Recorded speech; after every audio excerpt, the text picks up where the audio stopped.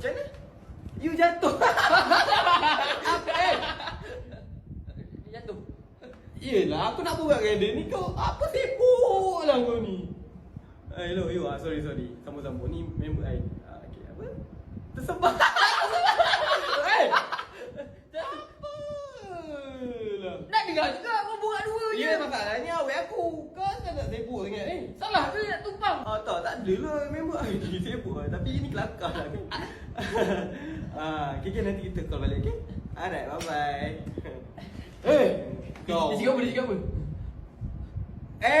Apa lah? Nak ajak I keluar. You nak pergi mana? Tak apa. Nanti I pick up you, okay?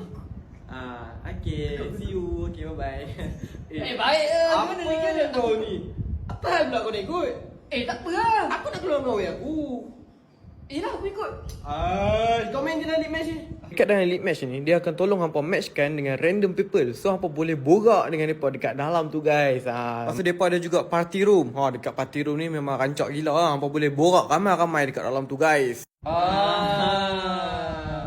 Awak kau ada dalam ni? Ha? Hello?